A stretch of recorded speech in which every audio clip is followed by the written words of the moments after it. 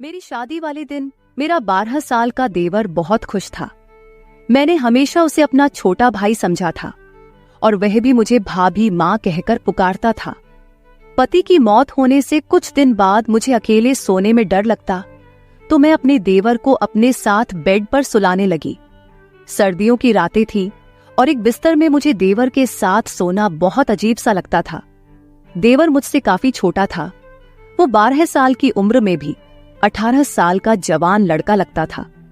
पति की मौत के बाद मैंने बहुत मुश्किल से ही गुजारा किया था, लेकिन कब तक मैं इस तरह गुजारा करती। उस रात सोचा कि एक बार देवर को आजमा के देखती हूँ। आधी रात हुई तो देवर को हिलाकर देखा तो वह गहरी नींद में था, लेकिन वहां हाथ लगाते ही मेरी आंखें हैरत से फटी की फटी रह गई, क्योंकि उसका 7 इंच 2 दिन पहले ही मेरा पति इस दुनिया से चला गया था। मेरे घर में मेरे सास ससुर और ननदें भी नहीं थी। मेरे पति का इस दुनिया में अपने छोटे भाई के अलावा और कोई नहीं था। राहुल की उम्र सिर्फ 12 साल की थी। वह मुझसे छोटा था। जिंदगी में मैंने कभी उसे छोटे भाई से ज्यादा कुछ नहीं समझा था। मेरा देवर 12 साल का था। मैंने उसे हमेशा ही बच्चों की तरह समझा था। जब मेरी शादी हुई थी तो वह मेरी शादी वाले दिन बहुत खुश था। कहता था कि मुझे नई माँ मिल गई है, लेकिन मेरी माँ मुझे यही समझाती रहती थी, बेटा तुम्हारा देवर तुम्हारा बेटा नहीं है, इससे फासले पर रहना। थोड़े अरसे के बाद वह बड़ा हो जाएगा, फिर उसका और तुम्हारा पर्दा लाजिम होगा। इसलिए तुम अभी से इसे आदत डालो कि वह तुम्हारे कमरे में बिना रोक टोक न आया करे। मैंने बहुत बार देखा है कि तुम्हारा देवर बिना वजह मुंह उठाए तुम्हारे कमरे में आ जाता है। बेटी, तुम्हें ऐसा नहीं करना चाहिए। तुम एक शादीशुदा लड़की हो। तुम्हें अपने पति की भी परवाह करनी है और अपने घर वालों की भी। मैं अपनी माँ की बातें सुनती तो मुझे ऐसा लगता, राहुल के बारे मेरी माँ बहुत बुरा सोचती है, इसलिए मैं उनकी बातों पर खफा होती थी। लेकिन जब आज मैं बेसहारा हो गई, मेरा पति इस दुनिया से चला गया था, तो मेरी आंखों से आंसू बह रहे थे। मैं सोच भी नहीं सकती थी कि वह मुझे अपने 12 साल के भाई के ऊपर छोड़कर इस दुनिया से चला जाएगा। मेरी जिंदगी मुश्किल में पड़ गई थी। रो रोकर मेरा बुरा हाल था। रात के 12 बज गए थे। मेरा देवर राहुल अभी तक घर नहीं आया था। वह शायद अपने भाई के रिश्तेदारों के साथ मसरूफ था। मेरा दिल इसी बात से संतुष्ट था कि वह घर नहीं आता तो ज्यादा अच्छी बात है, क्योंकि अगर वह घर आ गया तो मुझे भी गैर महसूस होगा। मुझे रह रहकर अपनी माँ की बातें याद आ रही थी, लेकिन इस लम्हे घर के दरवाजे पर दस्तक हुई। मेरा दिल उछलकर हलक में आ गया। मैंने सोचा कि पता नहीं कौन होगा, मगर बाहर से राहुल की आवाज आई, भाभी दरवाजा खोलें, मैं हूं। मैंने डरते डरते ही दरवाजा खोला था। आज तो मुझे ये घर जंगल जैसे मालूम हो रहा था। समीर मुझे छोटा सा भेड़िया लग रहा था। पता नहीं क्यों मैं उसके बारे में इतना बुरा सोचने लगी थी। भाभी, आपने खाना खाया? उसने मुझे मासूमियत से पूछा था। नजरें झुकी हुई थी और साथ ही हाथ में एक थैली रखी हुई थी। थैली में चावल थे। चावल होटल वाले लगते थे। उसने एक प्लेट में चावल डाले और मेरे सामने लाकर रख दिए। भाभी, मुझे खाना बनाना नहीं आता। मैं आपके लिए बाहर से लेकर आया हूं। आप खा ले, वरना यूं ही भूखी मर जाएगी। मैं अपने भाई के बाद अपनी माँ को नहीं खोना चाहता। राहुल की आंखों में भी आंसू थे। कहने को तो वह मुझे माँ ही कह रहा था, मगर फिर भी माँ की बातें मेरे जहन से निकल नहीं रही थी। भाभी, आपको फिक्र करने की जरूरत नहीं है। मैं आपका सहारा बनूंगा। आप इस घर से कभी मत जाना। वह बड़ी जज्बाती बातें कर रहा था, लेकिन मेरे जहन में बहुत सारे गलत विचार घूम रहे थे। फिर उसने एक अजीब बात बोली, भाभी, आप इस कमरे में सो जाए। दूसरा कमरा तो छत के करीब है। मुझे ऐसा लगता है कि आपको छत वाले कमरे के पास नहीं होना चाहिए। और अब तो सब लोगों को पता है कि हमारे घर में भाई की मौत हो गई है, तो कोई भी बुरी नीयत से हमारे घर आ सकता है। मैं हैरान थी कि राहुल इतनी छोटी उम्र में ऐसी बातें क्यों कर रहा है। क्या उसे किसी ने कुछ कहा है? मगर जो बातें उसने की थी मुझे ठीक ही लगी थी। मैं उसके कमरे में चली गई। राहुल का कमरा दूसरी तरफ था, जबकि मैं और मेरा पति छत के करीब वाले कमरे में रहते थे।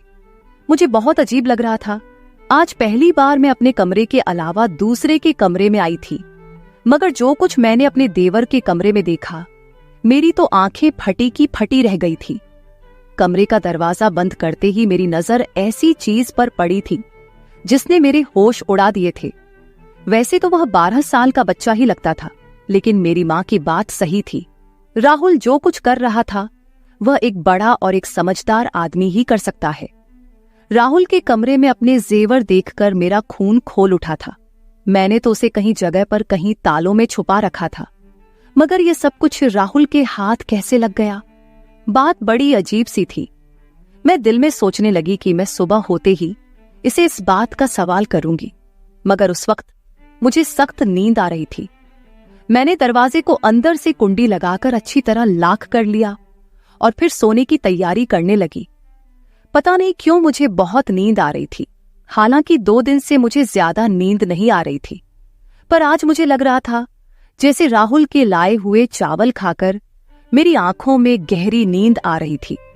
दिल में सोचा कि कहीं चावल खाने से मुझे नींद तो नहीं आ रही, मगर इतना तो मुझे मौका ही नहीं मिला। जब मेरी आंख खुली तो सुबह के 10 बज रहे थे। मैं हैरान हो रही थी कि आज मुझे इतनी नींद कैसे आ गई। हालांकि 2 दिन से मुझे बिल्कुल भी नींद नहीं आ रही थी, लेकिन आज चावल खाने के बाद मेरी आंखें ऐसी बंद हुई जैसे किसी को शराब पिला दी गई हो। मैं हैरान हो रही थी, ऐसा होना तो नहीं चाहिए। मेरे दिल में बार बार एक ही ख्याल आ रहा था कि कहीं राहुल के लाए हुए चावलों को खाकर मैं बेहोश तो नहीं हो गई। लेकिन आखिर राहुल ऐसा क्यों करता? मैंने दिल में सोचा। आंखें मलती हुई मैं बाहर आई तो राहुल सामने किचन में चाय बना रहा था। उसे देखकर मुझे बहुत बुरा लग रहा था। भाभी, आप सो गई थी, आपको बहुत अच्छी नींद आई ना? उसने मेरी तरफ पुकारते हुए देखकर कहा था। मैंने उसे फीके लहजे में यही कहा कि हाँ, आज मुझे बहुत ज्यादा नींद आई। तो क्यों नहीं आती भाभी? मैंने आपको चावलों में सोने वाली गोली मिला के दी थी। मैंने अपने दोस्त को बताया था कि मेरी भाभी को नींद नहीं आती। उसने मुझे कहा कि तुम उन्हें खाने में नींद की गोलियां मिला दिया करो, इससे वह आराम से सो जाएगी। मैं हैरान हो गई थी कि राहुल इतनी घटिया हरकत कैसे कर सकता है। राहुल, तुम ऐसा सोच भी कैसे सकते हो? तुम अपनी भाभी को बेहोश करना चाहते थे। नहीं भाभी, मैं तो आपको अच्छी नींद देना चाहता था।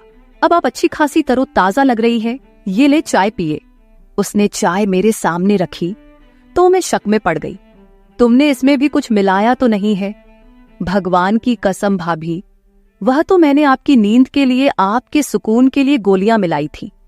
आप कहती हैं तो यह चाय मैं आपके सामने खुद पी लेता हूं, बल्कि हम आधी आधी पी लेते हैं। उसने इस गिलास से घूंट भरते हुए मुझे दिखाया तो मैं यकीन कर बैठी।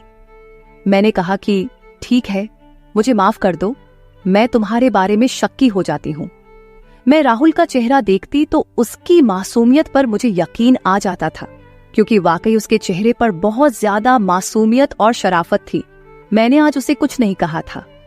मैं जानना चाहती थी कि वह आगे खुद से क्या कहेगा, क्योंकि जो कुछ मैं उसके कमरे में देख आई थी उसकी तो कोई माफी नहीं थी। थोड़ी देर बाद उसने खुद ही मुंह खोल लिया। भाभी, मैं आपके जेवर बेचना चाहता हूँ। मेरा एक बहुत ही जानने वाला और ईमानदार अंकल है। वह हमारे जेवर बेचकर हमें बहुत सारे पैसे देंगे। हम उन पैसों से मकान खरीद लेंगे। इस किराए के मकान में हम कब तक रहेंगे? मकान मालिक तो परसों किराया लेने आ जाएगा। हमारे पास तो पैसे ही नहीं है। राहुल की बात सुनकर मैं हैरान हो गई थी। अभी तक ऐसा तो मैंने भी नहीं सोचा था। फिर वह कैसे सोच सकता था? बात बड़ी अजीब थी। मैंने कहा, राहुल, तुम्हें ये ख्याल कैसे आया कि हम एक नया घर बनाए? भाभी, मुझे आगे शादी भी करनी है। हमें सारी जिंदगी एक साथ रहना है। नया घर होना चाहिए हमारे पास। और किराए के घरों में तो इंसान सिर्फ जलील और रुस्वा होता है। राहुल की बात ठीक थी, इसलिए मैंने उसे जेवर वाले मामले में कुछ नहीं कहा। लेकिन मुझे डर था कि वह जेवर बेचकर हमारे पास अगर पैसे ना आए तो क्या होगा। मैं एक बेवा औरत थी। मेरा देवर 12 साल का था, तो ऐसे में कोई भी हमें आराम से, आसानी से धोखा दे सकता था। मैंने सोचा कि इस बारे में किसी से मशवरा कर लूं। मैं अपने मायके वालों से कहती हूं, वह मेरी मदद जरूर करेंगे। राहुल तो छोटा बच्चा था, जबकि इस बात पर मुझे अभी तक गुस्सा था कि उसने मेरे कमरे से आखिर इतने ताले तोड़कर वह जेवर निकाले कैसे, जबकि ताले टूटे हुए भी नहीं थे, जबकि इस जेवर के बारे में मैंने राहुल को बताया भी नहीं था। मुझे अब राहुल पर गुस्सा आ रहा था, लेकिन हर बार जब भी वो कुछ करता, उसकी मीठी बातें और समझदारी मेरे गुस्से की आग को ठंडा कर देती। मैंने अपने मायके वालों से कहा कि मुझे यह जेवर बेचकर घर खरीदना है। उन्होंने मुझसे कहा कि नहीं, घर लेने की जरूरत नहीं है, तुम अब बेवा हो चुकी हो, तुम्हें अब हमारे घर आना होगा। पर मैं उनके घर नहीं जा सकती थी। मैं जानती थी कि मेरे भाई अपनी बीवियों के गुलाम हैं। वह अपनी बेवा बहन को कभी भी सहारा नहीं देंगे। जिंदगी भर इंसान उनके सहारे तो नहीं रह सकता। अभी अच्छा मौका था, मैं अपने जेवर बेचकर एक घर खरीद सकती थी। मेरे पति ने अपनी जिंदगी में मेरे लिए काफी सारे जेवर बनाए थे, मगर अपने भाइयों की नीयत देखकर मैंने वह जेवर देने का इरादा तय कर दिया। अब मैं राहुल के सहारे ही चल रही थी। मैंने कहा, राहुल, तुम चाहे तो वह जेवर बेच दो।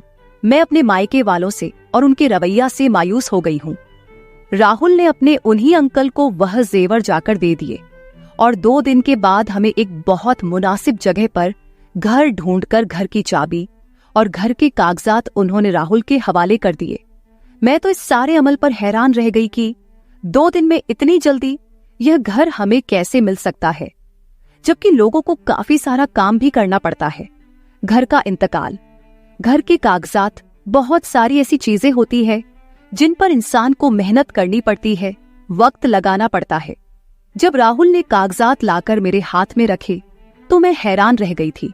वह था तो 12 साल का, मगर उसकी सोच बड़ों वाली थी। फिर उसने एक अजीब सी बात कही। कहने लगा कि भाभी, हम सारा घर साफ कर लेंगे, तो आपसे जरूरी बात करनी है।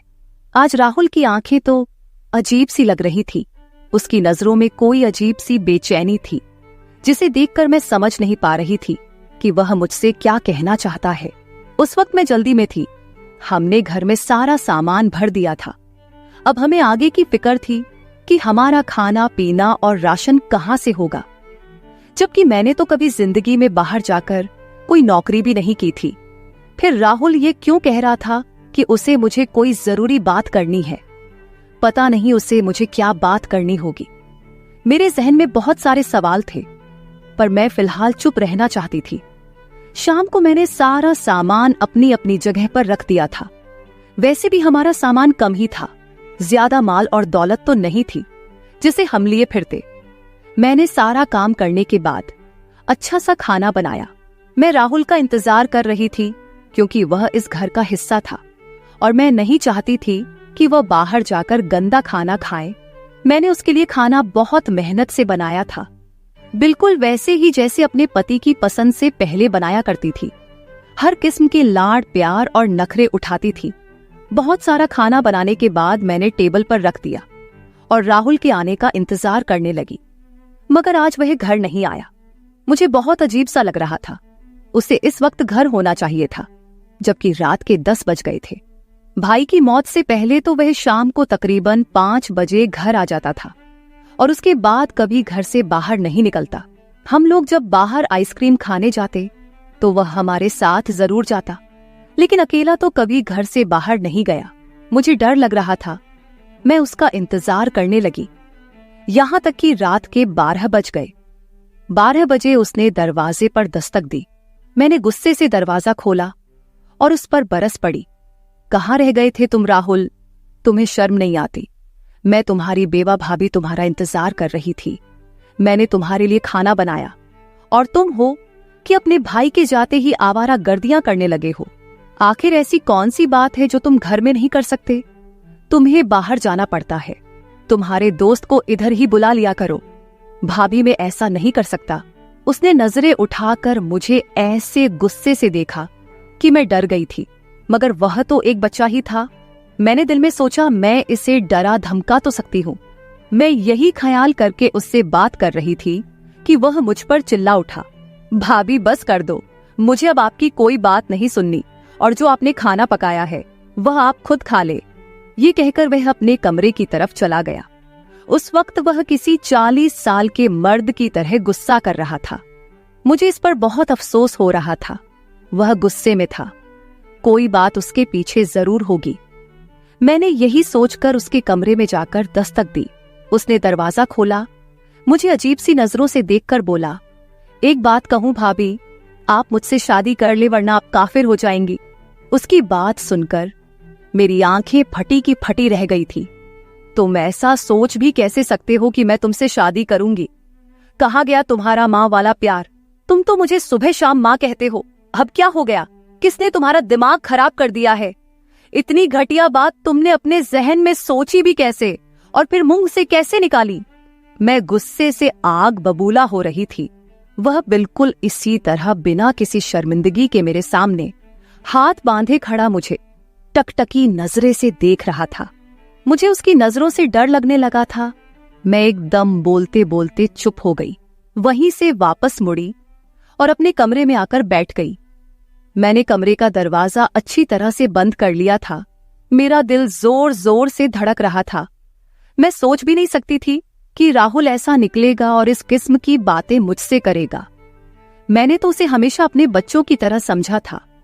अभी मेरी औलाद पैदा नहीं हुई थी, लेकिन फिर भी राहुल के बारे में मेरे पति ने भी मुझे यही कहा था कि तुम्हें हमेशा उसे अपनी औलाद की तरह समझकर पालना है।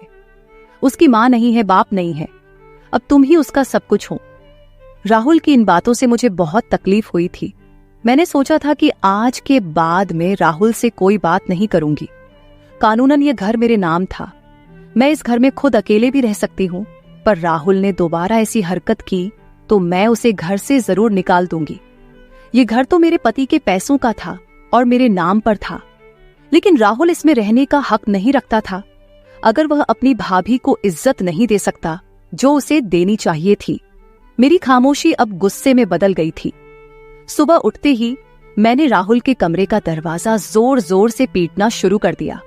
फिर मुझे एहसास हुआ कि उसके कमरे का दरवाजा तो अंदर से बंद नहीं था। मैंने जब बाहर से दरवाजा खोला तो आगे से कमरा खाली था। कमरे में कुछ भी नहीं था। राहुल कहाँ गया? मैं दिल में सोचने लगी। मेरा दिल गुस्से से धड़क रहा था। मैंने बाहर वाले दरवाजे पर नजर डाली तो दरवाजा बाहर से बंद था। इसका मतलब राहुल मुझे घर में कैद कर गया है। मैंने दिल में सोचा तो मुझे उससे नफरत होने लगी। इतना सा है, उम्र भी 12 साल है और हरकतें देखो। मैंने यही सोचकर अपने मायके जाने का फैसला कर लिया, लेकिन फिर याद आया कि मैं तो इद्दत में हूं।